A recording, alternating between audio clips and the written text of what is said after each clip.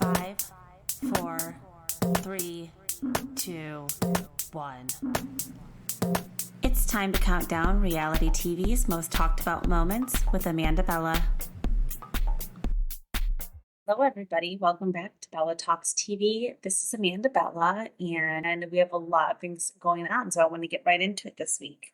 In lieu of not having BravoCon, Bravo has decided to start having these bi-coastal Bravo TV experiences. So basically just in LA and in New York. And so I'm lucky enough to be back in New York now, and I was able to snag myself a ticket, which is also half the struggle too. I don't know if you guys remember, if you've been listening to me, if you're one of my OG listeners, I talk about how hard it was for me to get my BravoCon ticket last year. Luckily, I was not having to try that hard to get my ticket to go to this Bravo watch party, but it's July 16th here in New York, and it is going to be, I think an exciting night. So it's going to be an advanced viewing of an episode of The Real Housewives of Orange County.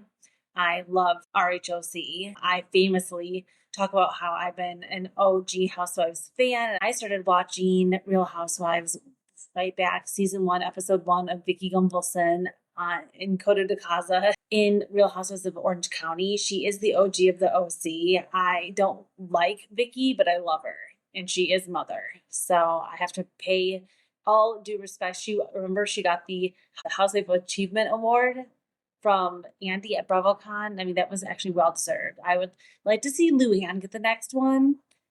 She really is killing it. Did you guys see that she played that music festival that was over in England that was for Hey You Social, which is actually a streaming service? So they did like a music festival over there, and apparently Housewives is huge in the UK, and they had her come and perform at the music festival, and she was out there, and there were people with signs. Like, I love signs so much at a concert. I also love flags, and I just love anybody that comes and is just literally letting their freak flag fly. And I would have loved to be at that Countess Luann set, because she was going off. Like, everybody in the crowd was like, chic, c'est la vie, c'est bon. Seeing a whole crowd. I mean, there's got to be at least 50,000 people, maybe 30 to 50,000 people there. God, so exciting for Lou. I loved it. But I hope she gets the next Lifetime Achievement Award at the next BravoCon, which won't be until we are in Las Vegas again in 2025. So this year they're skipping it. They're doing these watch parties. I got my ticket to the Real Housewives of Orange County pre-advanced screening, whatever that even means, watch party.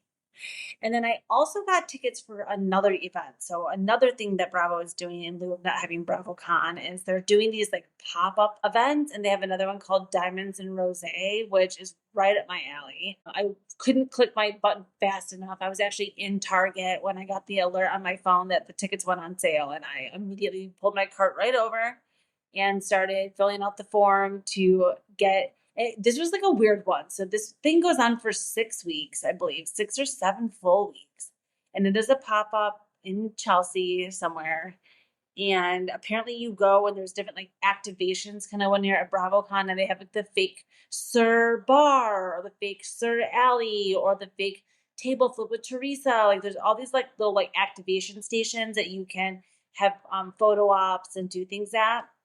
So I'm assuming that this is just going to be one giant Diamonds and Rosé themed one, and maybe it's to celebrate Beverly Hills. Like, I don't know what it's going to be about. It's a big question mark to me right now. I also snagged a ticket to that, and that's on August 3rd. So I have a couple really fun Bravo themed events in the pipeline. And now that I'm back in New York, big reason why I wanted to be back here full time and able to check out all these amazing events and come back and be able to tell you if you guys are missing anything, or if you're just saving money, or hopefully living vicariously through me if it's a good time. I'm here to be boots on the ground for everybody. So looking forward to those few things coming in. And another thing that I'm looking forward to is I've been talking to you guys for a while about bringing guests on the pod. And I mean, it's been hard for me because I am not a group project person. I know that about myself. One of my strengths is that I'm an independent worker. So it's been hard for me to be like, okay, do I want to bring like other people on? Do I even want anybody to have any other type of like creative control over the pod? Like, I like just putting my own vision out, my own words, my own voice, everything. Like I edit everything myself. Like I just want it to really be me and be like my authentic voice at all times. And it's not like I can't, hold those views still and stand in my truths when I have a guest on. But it's just a lot easier to come on here and rant from my gut and just say what's on my mind and kind of use this as like a little therapy session, a one-on-one session, a private session, if you will, versus being like a public platform where I'm bringing guests on and then it's going on their pages. And I don't know. It's like I kind of like having it as like my little secret right now. But with all of that being said, I have decided to move forward with guests. And I'm going to have guests on this podcast on Bella Talks TV with us. And I'm also going to be on other guest podcasts as well coming up. So I have 2 exciting episodes coming up in the next couple of weeks. One project that I'm really excited about is that I'm going to be able to be a guest on Bravo Outsider podcast. I'm looking forward to doing that and getting a little bit more experience going back and forth with other people in real time, having real conversations, and having a little bit of a different format and medium that I'm working with here because, it's always good to grow and challenge yourself. And if I work with guests and I absolutely hate it, I can come back to just like being here on my own. But I know it's important to collaborate with others, and I love hearing other people's points of view. I really do. I'm just scared of not being able to I can't always articulate myself in the best way. And I just hope I'm able to get my point across without sounding like a crazy nut. So looking forward to all of that coming up. And then I want to get right into my top 5 countdown this week. So I guess I do have one LOL I want to talk about. So I'm not sure how you guys feel about Hannah Berner, but she obviously found her claim to fame on Summer House. She came in season 3 with Paige, and she, for seasons 3 and 4, really found a good rhythm on the show. She was pretty well liked, got along with everybody, was able to still have some authentic fights with Kyle and Amanda. I think that those were kind of considered her and anti-hero, antithesis. I think Amanda and Kyle were kind of considered her, enemies, frenemies at one point of filming. And I don't know, still to this day, it seems like Kyle said that he is down to reconcile with her. She seems like she's moved on with her life. I am a Giggly Squad listener. I'm not a big enough Hannah Berner fan to listen to her podcast with Des because Des, I'm just going to be honest, he kind of gives me the ick. I think a lot of that has to do with the way that her and Des acted in season 5 when this was the COVID season, you guys. So during the COVID season, they moved they weren't sure they were going to shoot Summer House. So they decided, okay, let's create a bubble and we'll make a Summer House bubble. No one goes in, no one comes out, everyone gets tested. We can still shoot. So instead of leaving the normal format every week, they're out there, Friday, Saturday, Sunday, they come home. And they go back to the city, they live their lives, and then rinse and repeat. This time, they were locked out there for 6 weeks filming, and no one ever left, and they weren't allowed to go anywhere, and they were just stuck in there. This was an epic season. You've got to go back and brush up on that season, because that's when Hannah officially loses her mind. And they can't really have people coming in and out of the house, so she starts talking to Des before she goes in the house. She famously says, oh, I kind of wanted to keep things open with Des because Luke and I were going to be in the house again together and I didn't know where that was going to go. Hannah was in love with Luke. I don't care what she says. I don't care how she tries to spin it or play it cool. She was definitely head over heels in love with Luke. I don't blame her. She obviously had insane chemistry with him. He floated right back and seemed to also have feelings with her too.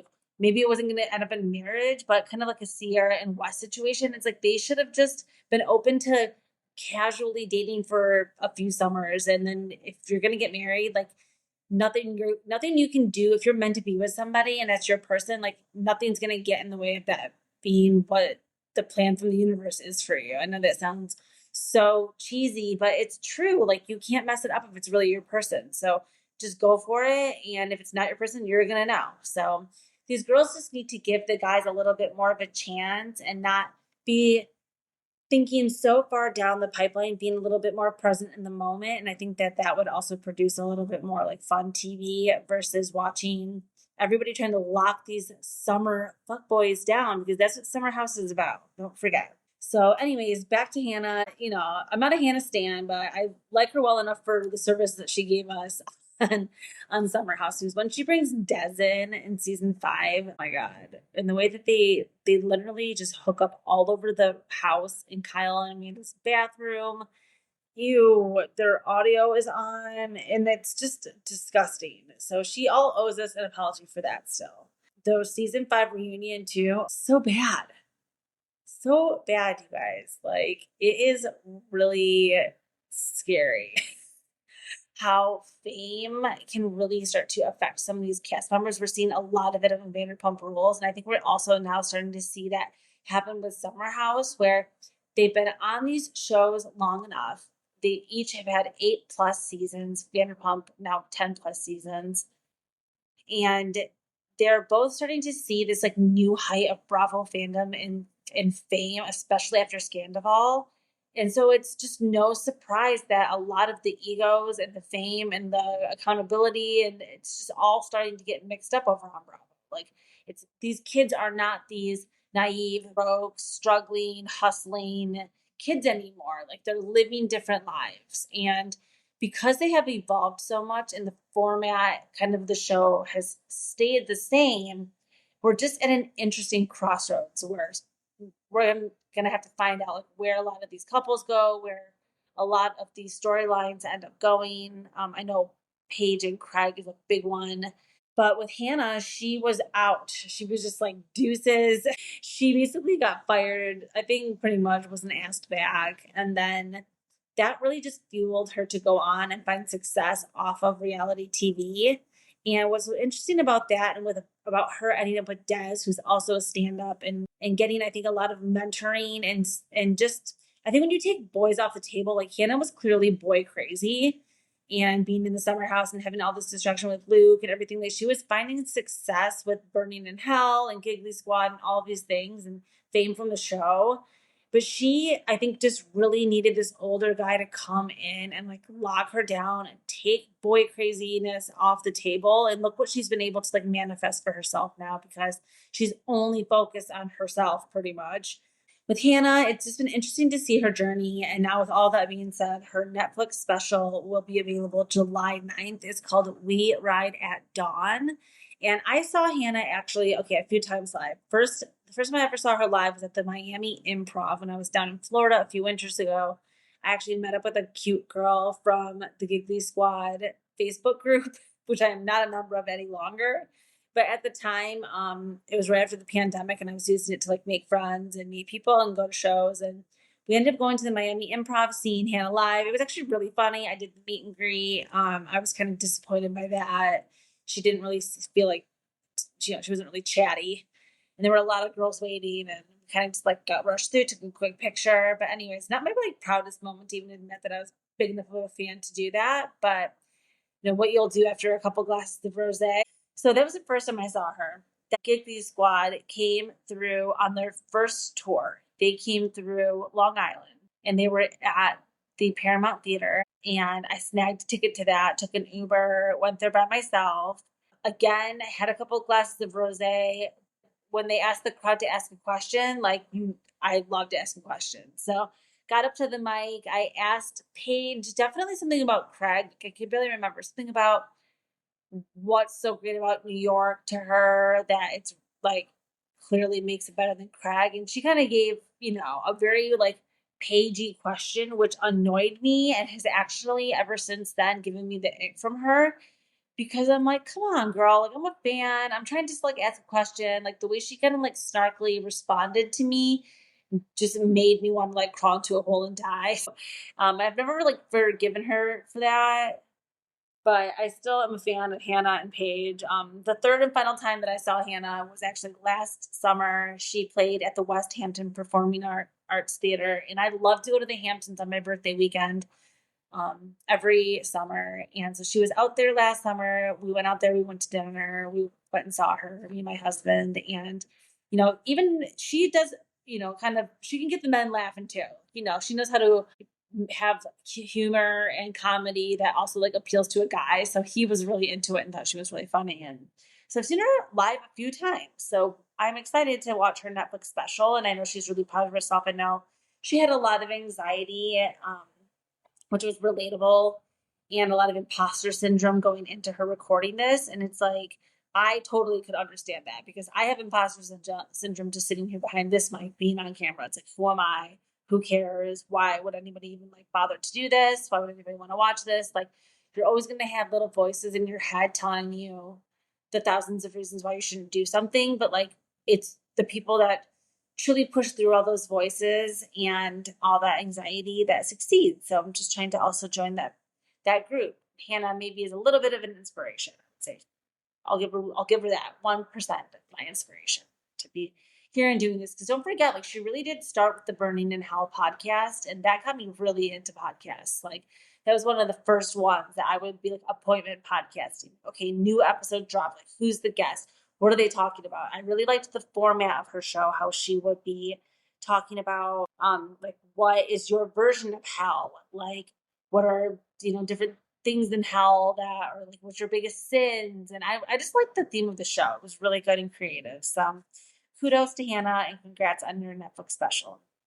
I'm going to skip the OMG this week because I'll just pretty much say, like, I was going to talk about Justin Timberlake, which isn't really TV related. But again, just on the theme of the Hamptons, like, I love it out there. And I'm mad at him for like tainting it and for driving around out there like an idiot. And Justin Timberlake was the very first concert. Actually, no, I lied. My very first concert was when I went and saw Hanson when I was 9 years old. And then my very first concert when I was old enough to drive and like go with friends was to see Justin Timberlake, the Justified tour, when he was on tour with Christina Aguilera doing the Stripped tour. Wow, what a pop culture moment that was. So I just want to say I'm mad at Justin Timberlake for ruining the Hamptons. He has not been like serving for me the last few years anyway. I kind of felt he had like some karma coming. We will see what happens with that. Stay tuned because there's rumors and conspiracy theories saying that he planned his own DUI so he could get out of having his tour. Very J-Lo of him, a la J-Lo pretending to get divorced so that she can get out of her low ticket sales. Wanted to stay home and focus on her family instead of going on this tour. So just a lot going on in celebrity culture. So yeah, with all that being said, that was my OMG and my LOL of the week. Okay, let's get into my top 5 most talked about reality TV moments of the week. And I'm so excited because we have some really good ones on the docket this week. Like I said, there's been a little bit of a drought in Housewives maybe, but not in reality TV drama. Always lots going on there. So coming in at number 5 this week, it is the Love Island premiere and the host with the most, Ariana Madix. I cannot be more obsessed with Ariana right now. Like, I'm halfway single white femaling her. I am looking to her for inspiration to go for my goals. I'm looking to her for inspiration to get my body looking fire. I'm the exact same age. Well, she's 1 year older than me, almost to the day. But I've always considered like we're the same age. Like, she also, doesn't have children at her age and has been really open about maybe not wanting them. And there's just so many things about her that I relate to her about, and I'm drawing from her, and I'm looking to her to really succeed. I saw Ariana in Chicago, and I cannot wait to go again. I'm so happy that she gets to do another run now that I'm back in New York, even though I got to see her, like, it wasn't opening night, but it was opening month I went and saw her, I think. And it was so good. I cried like 3 times. She is a natural, and she was really born to perform. To me, she was a natural fit to come and host a TV show. A lot of people are like, ooh, I don't know. Like, it's a little cheesy. It's like Love Island is cheesy. Like, Peacock, Love Island USA. Yeah, the writing is a little cheesy. The people that are on there, everything is just a little bit like cheesy to me. I don't think it's supposed to be like crazy television, but it's giving us what we're expecting from Love Island. We're getting some hot couples, we're getting some drama, we're getting some natural moments.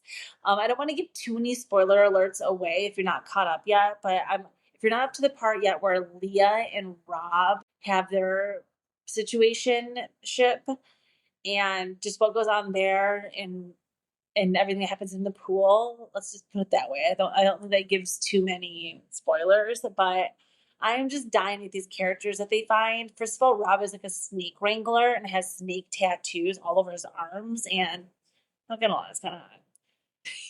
I was like, okay, he's kind of doing it for me. But now this whole situation with Leah, absolutely not.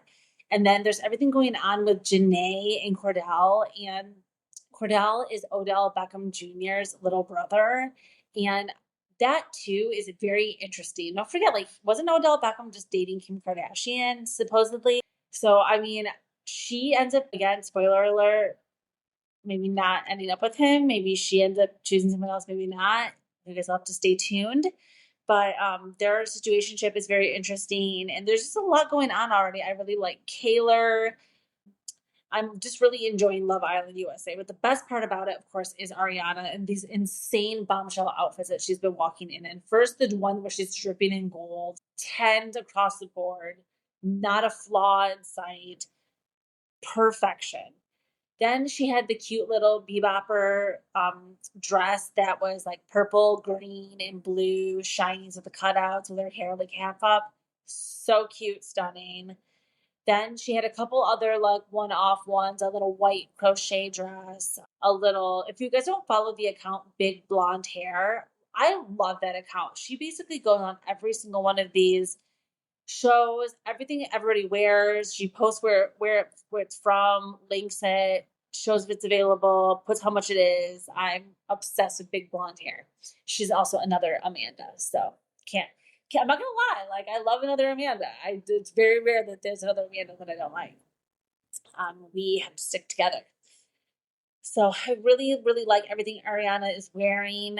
Then, of course, the biggest one, the big one that really had everybody's jaw on the floor this week was the black number that she came in, which was like a sheer plunging neckline Z, and then with this draped, feathered, ruffled robe over it, walking in like these kind of like gladiator heel sandals.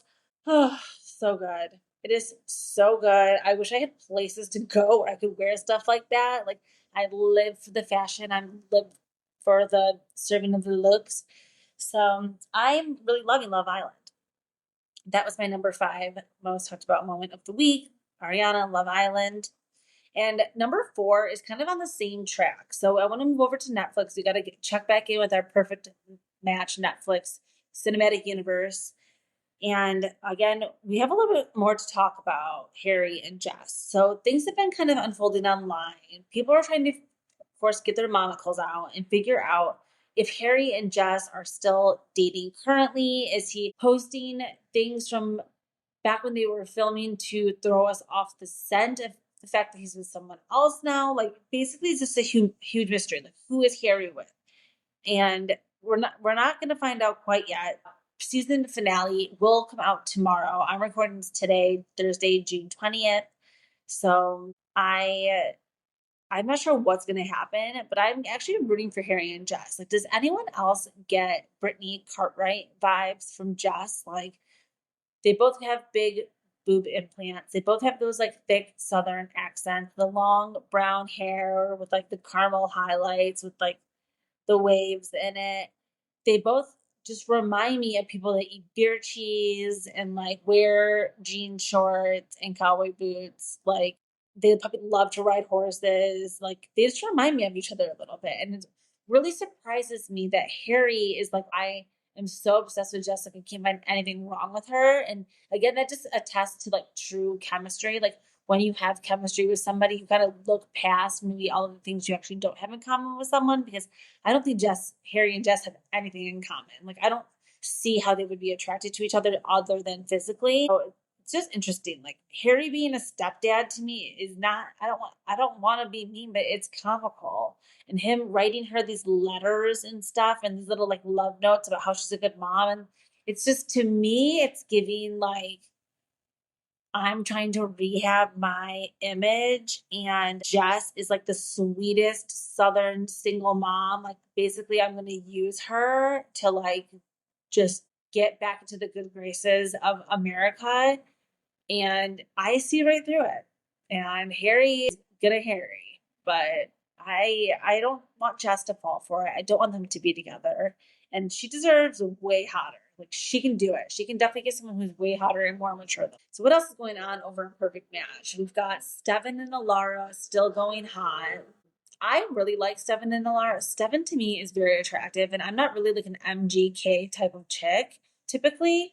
A lot of people think that because I have tattoos and stuff, like they just think like, oh, you would be with a guy with like tattoos and that like looks more like rough around the edges like that. But I actually don't like that at all. So I think it's interesting when girls are super into that bad boy look. And Alara was one of them. You know, she got really into Steven. So did Xanthi. I really, really liked her. I can't remember what show she originally came from, maybe Too Hot to Handle or The Circle or something. However, she got onto Perfect Match from by ways of Netflix and one of some other reality TV show.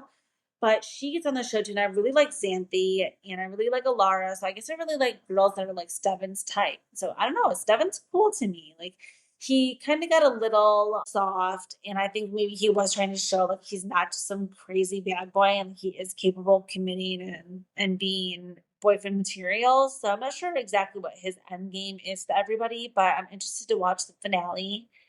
And I love Dom. Dom is just to me, he's almost like that Francesca type where like when he's on TV, I can't help but watch him. When I'm scrolling and his reels come up and his TikToks come up, like I have to watch them. Like whatever he's doing to me, it's like enigmatic. So I always want Dom on my TV screens. I'm not sure what else we can like get him in, but I want to watch him on something else.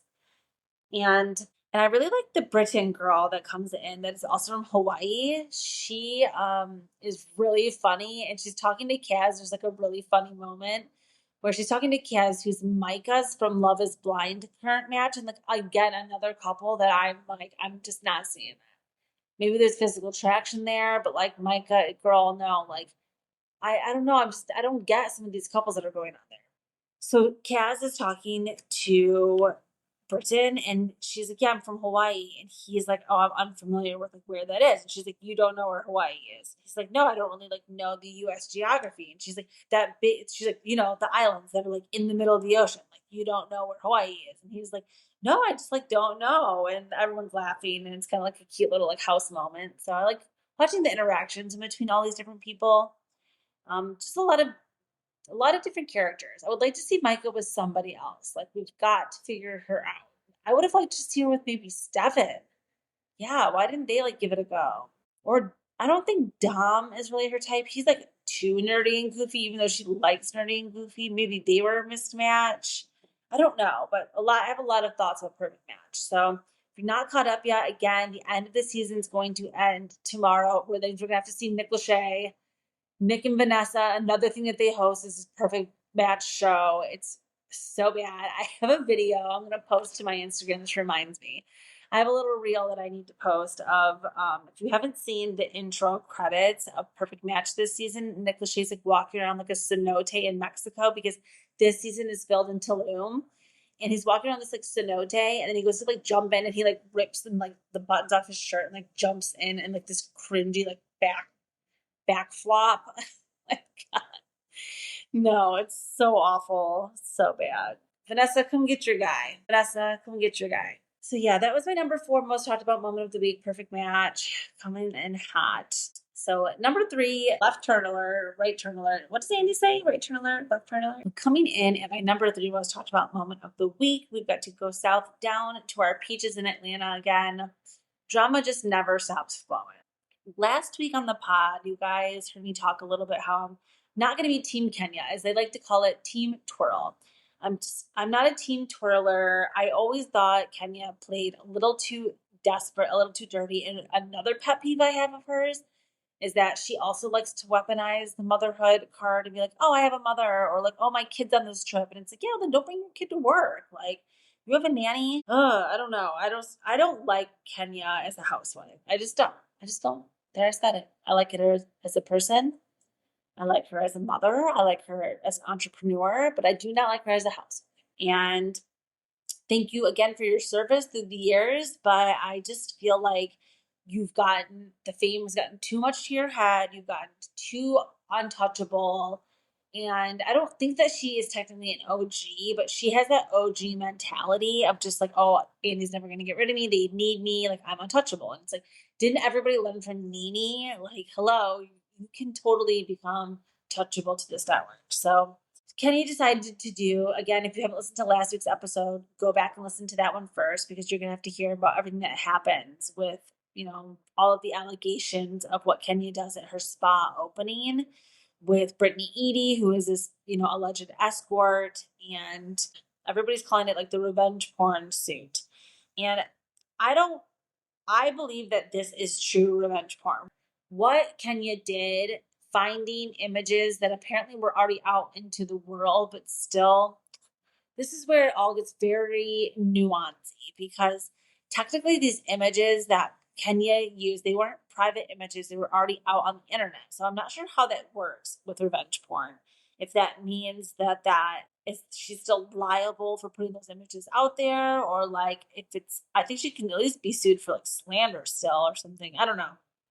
But everyone's comparing it to what Tom Sandoval and Ariana are going through with Raquel, with her revenge porn case. And to me, they're like apples and oranges. Like, you can't really compare the two, because with Tom and Ariana, Tom recorded Raquel without her consent, without her knowing. I'm assuming that she, never consented to this video. So for Tom to record it is super creepy. And I'm not going to lie, I would also take legal action against somebody who did that to me too. It's one thing to record it and keep it in your like spank bank and like never show anybody, never tell anybody, like keep it for yourself, and like that's it. Like that I don't think is a crime, even though technically it is, because you're still recording without consent. But it's like you're not distributing it, and you're not trying to humiliate anybody with it. You're just using it for yourself. So then the difference is that when Ariana found Tom's phone the night that she found out, the scandal all night, that she found out Tom was cheating with Raquel, she found his phone. Ariana finds this video on Tom's phone, and she sent it to herself. Now, this video allegedly is of Raquel, pleasuring herself. And so now Ariana is in possession of this video of Raquel. And this is where things really start to get messy. Now, allegedly, Ariana showed friends this video. I don't know if that means Brad. I don't know if that means Logan. I don't know if that means Katie, Sheena. I don't know if that means anybody. We don't know. But they are denying it. So supposedly nobody's seen it besides Ariana and Raquel. This is an open sue, and we do not know the outcome of this. Now, to say that Kenya is also doing revenge porn, it's like there was no heat of the moment. Like when Ariana sent that video to herself from Tom, and like even allegedly showed her friends in the heat of the moment of like being in all that pain, and like basically like claiming like a psychotic break, I think that we would all understand like why she made these decisions. She wasn't in like the right state of mind. But with Kenya, it was like a premeditated, planned out, like hidden from production. Like she went out of her way to expose these pictures like on purpose to humiliate her. They were not images that she owned. And so just for those reasons alone, like they're just not the same situation. So I'm going to have to say like Team Twirl is a big fail and a big flop. I'm going to have to say with Tom and Ariana, as long as Ariana is truly telling the truth that she didn't show people the video or send it to anybody, then she doesn't have a case. Then Rocky doesn't have a case. And if you guys don't know, Raquel's asked to be called Rocky now. So Rocky doesn't have a case, and hopefully he'll get thrown out. The scandal will never end. It will never end. So that was my number 3 most talked about moment. Kenya, she's currently suspended from filming because of her revenge porn case that has been now started because she chose to expose nude photos of a cast member named Brittany Eady. So that is the full story. We've got to talk about Summer House. Part 2 of the reunion aired. The season 8, part 2 of the reunion aired this past week, and we finally got a lot of answers. A lot of people are really frustrated with the way that the season ended and the way that Andy treated Lindsay in particular during the reunion. I have to say, I'm very pleased with the outcome. I was out here fighting for my life as a Carl apologist for the last 6 weeks. And I know that like me, Bravo historian, Sam Bush, there's just a few of us that have been out here really trying to let our little voices be heard, that Carl needed to be vindicated, and that, this is the thing. I don't hate Lindsay. Like when you can dislike somebody and call them out without hating them and thinking they're a bad person. So I don't hate Lindsay and think that she's a bad person. I think Lindsay is one of these Bravo celebrities who has been elevated to a status where, if you guys don't remember, back in the season 7 reunion, they talk about how Lindsay got scolded by Andy for being rude to fans and staff at BravoCon. It's definitely the New York BravoCon, because Carl and her had not even been together yet. But so if you can recall, I believe ever since then, Bravo and production has had a bone to pick with Lindsay.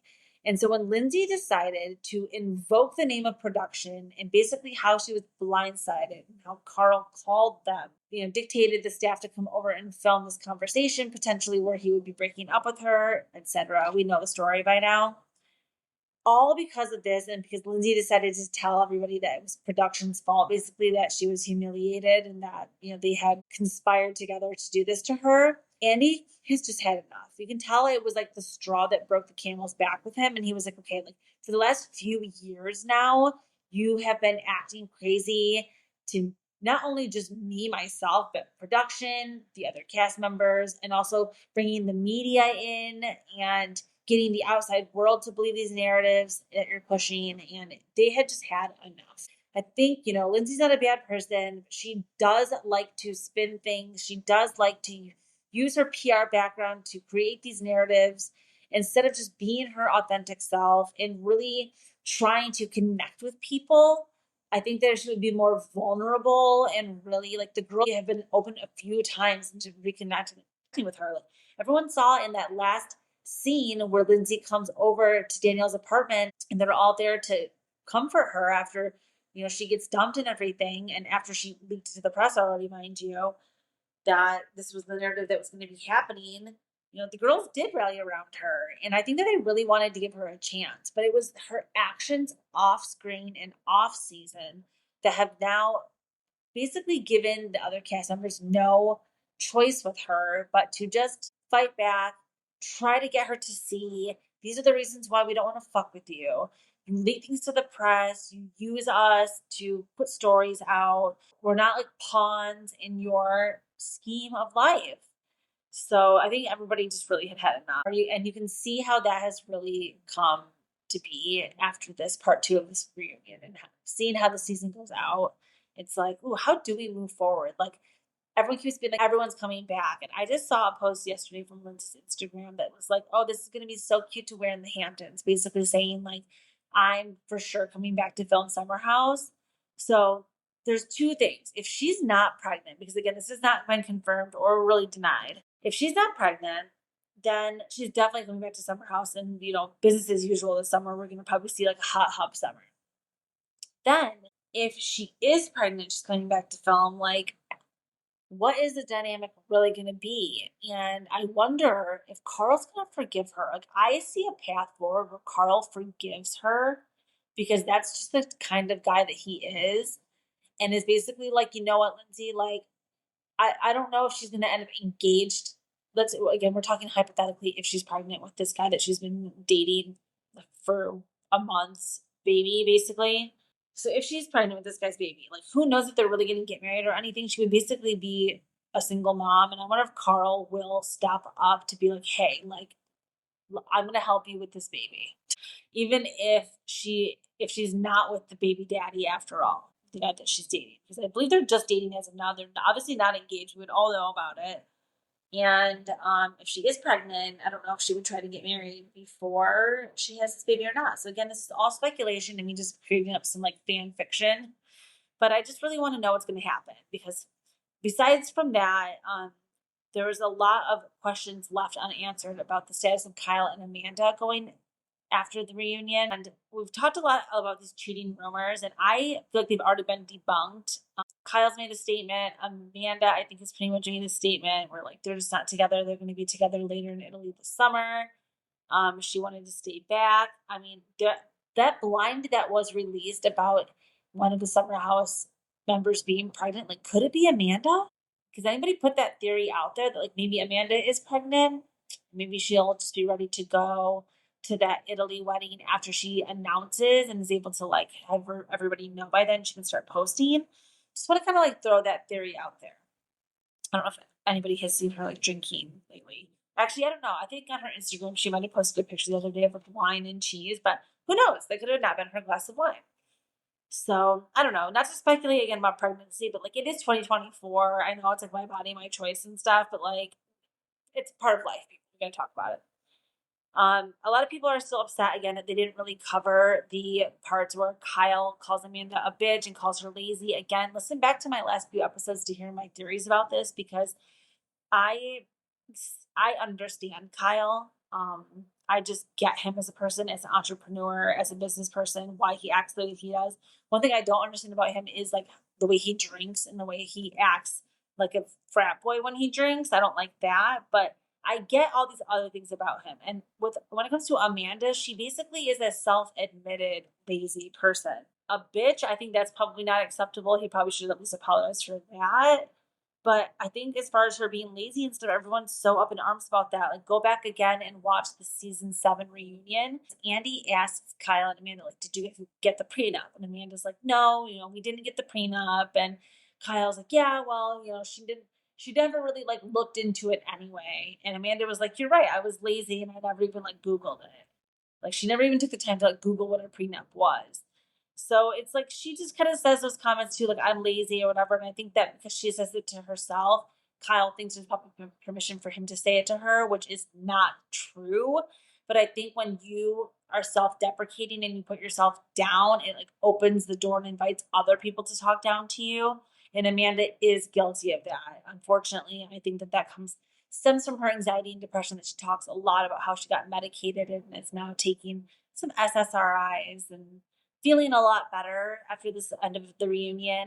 There's just a lot to unpack there, but go back and watch again. The season 6 and season 7 reunions are so good, and it really gives you insight to what goes on between these people off camera as well. So it's a lot to go on between this cast. I want them all back for next season. And okay, that brings us to our number 1 most talked about moment of the week, and it's got to be nothing other than the Real Housewives of New Jersey.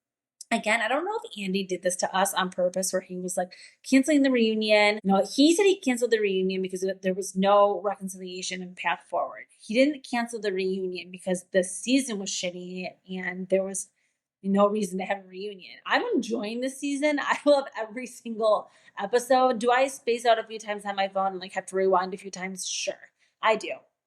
But does that make it a bad show? No. I mean, I do the same thing on Dubai. I have to rewind a few times, but I'm really enjoying Dubai.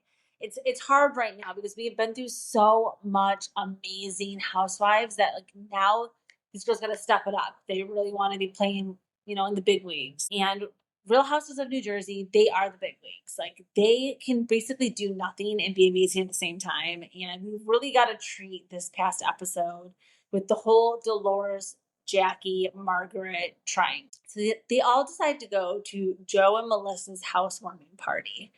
And it is a limoncello theme, which I'm loving. If you guys, don't remember, I just went to the Amalfi Coast for the first time in April on my honeymoon. So I'm definitely one of those like basic chicks right now going on about Italy and wearing lemons and everything's limoncello. And I'm kind of obsessed with it. So I'm actually loving this era of Bravo right now. And they decide to go to Melissa and Joe's new housewarming party. And what unfolds there was truly a shocking moment. And it was a moment that should have been my OMG of the week, but it also had to be my number 1. So that's why I couldn't really choose what to do with it. My jaw was on the floor.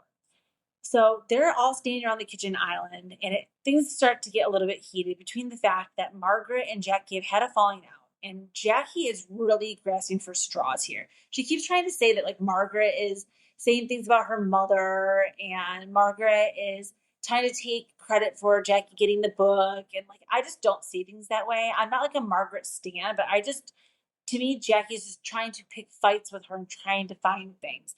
Another thing too is people were really upset with Margaret about how she expected her friends to remember that it was Jan, her ex-husband's like death anniversary, basically. And again, they were like that's so ridiculous for your friends to know that. And I actually disagree with that. I think that if you're a good enough friend to me and you know that I'm grieving and we talk and we text and we call each other and we're like real friends, you're already going to know about the death of her story because I probably have brought it up to you in a conversation or told you that it was coming up or like something has happened. So it's not like you would expect to know the exact moment and day of his death, but I would expect you to know, like, oh my God, wow, hasn't it been like about a year? Like, I should check in with them. What is going on, with planning that? Are you going to have a celebration of life? Are you going to, like, you just want your friends to be there for you. So it's really unclear to me how people were so upset with Margaret because that shows me how blinded the tree stumpers can be. But so they're standing on this kitchen island. Things are getting heated between Jackie and Margaret, and they're going on and on about their falling out. Remember Dolores and Jackie previously had that argument? And they're sitting there on one of the cast trips and they're at dinner. And Jackie's going to Dolores, Dolores, I don't really want to be your friend. And Dolores is like, you know what, Jackie, I don't really want to be your friend either. And then Jackie says, I don't really consider it a loss, Dolores. And Dolores goes, okay, Jackie. In the most hilarious, joking, like sarcastic tone. And I forgot about that moment. It is recirculating now. It is so funny. You have to go back and watch that. I'm not sure what season that was from, but so I kind of forgot that Jackie and Dolores already have a little bit of like history and beef already. And so when they're standing on this kitchen island and Margaret and Jackie are getting into this fight, essentially Dolores is almost like coming to not defend Jackie, but is trying to get Margaret to like see Jackie's side. And Margaret is just like, I've had enough of this. Like, I know the truth. I know that Jackie talks shit about Dolores. We have to remember, like, Jackie and Margaret really were good friends and they've just recently fallen out. So it's like up until a couple of weeks ago, they were chatting and doing whatever. Well, anyways, if they find out that Jackie was not tagged in a photo that was from one of the pictures that Dolores took of the softball game. And Jackie texted Margaret and was like, what the fuck is this? Like, she didn't tag me in the photo. Dolores is the fucking slob and I hate her. Well, Margaret took a screenshot and she sent it to Dolores right when she was standing there at the kitchen island with Jackie. And so all of a sudden, Margaret sends Dolores this screenshot. This is during the housewarming. And then Joe Bonino is standing there by Margaret, pointing to his phone, going like, check your phone, check your phone. And then Dolores gets her readers out, puts her glasses on, and then takes her phone out and is like, hang on, I need to check on my dog. And then goes in and starts looking in her text and gets the screenshot from Marge that says, I hate Dolores, she's a fucking slob. And she just looks at Jackie and is like, oh, I'm a slob? Oh, I'm a slob? It is just Housewives. Perfection. Perfection. The whole scene. I could watch it 50,000 times. Joe Bonino being the little bone collector, pointing to the phone. Marge just being like, I got screenshots, which makes me now realize that's why her tagline is like, you're busy doing shots and I'm busy getting screenshots or whatever. I don't know what the full tagline is, but gosh, it was so good. And everyone's mad, of course, down March. Like, you can't show personal text. And everybody was also mad at Dirty for like showing the personal text from Kyle before the Real Houses of Beverly Hills reunion. It's like, don't say it. Just like Jordan just said, write it, regret it, say it, forget it. Like, you can't be putting shit in writing. This is Housewives. And also, just like Lala said, we all know what we signed up for here. There's no bullying in Housewives. There's no like personal text. There's no keeping things off camera. This is Housewives. That scene, so good. Dolores coming up on the countdown 2 weeks in a row between tinking off with Pauly and then coming in with the screenshots here and getting called a slob. God, it's so good. I love Jersey right now. If you're not watching, you're really missing out. There's a bunch of drama going on. If you guys have not been keeping up, between Louis and Teresa and Louis's fake, investment in this fake company called Venivia, which was supposed to be a social media platforming thing, where influencers could monetize their platforms. And he basically worked with another like grifter named Marcelo or Marcellus or something. And between the two of them, they took out a bunch of loans, they got a bunch of fake investments, and they totally just did not pay a bunch of companies that were used to promote in their parties to launch, a launch party. And there's a lot of drama going on with Louis. No big surprise. He really does seem like he pissed away all of Teresa's money, and he's continuing to piss away a lot of other people's money too. And I think he's pissing a lot of people off. So I would not be surprised if we see him in handcuffs. I hate to say it. If we see Justin Timberlake in handcuffs, it's very possible we can see Louis Morales. That's not so far off. So this is what the world is coming to. And that was my number one most talked about moment of the week. So again, thank you guys so much for being here for another episode. Last week I teased my Substack, and I want to again promote that. I'm going to try to put the link to that in the show notes here, because it's just really important that everybody goes and subscribes to my Substack to start getting my once a week stories that I'm going to be posting about just different things. I believe my first one that I'm going to write is going to be more in depth about how I think fame has affected Bravo celebrities and how getting to that next level has like ruined kind of the allure of the reality TV on this network. So I'm going to have kind of a think piece about that coming out and a few other really good ones. So please make sure you keep an eye out for my Substack. And yeah, just keep another eye out. Again, I'm going to be recording another bonus episode with my friend Joe. I know Joe is a trigger right now. A lot of Joe action going on Bravo. But no, not that Joe. My other friend Joe, which is funny because she lives in Milwaukee actually. So they're both Wisconsin Joes. But no, Joe is going to be coming on to talk to me about Vanderpump Rules. And we're going to break down, kind of do like a little bonus episode. And I'm going to start playing around with having some guests on here. And then again, make sure you stay tuned on my Instagram to get links to me being on the Bravo Outsider podcast, Bravo Outsider. That is coming up, recording June 24th. So, okay, anyways, that is all I have for you guys this week. Thank you so much for being here. I love you all. Ciao, Bella.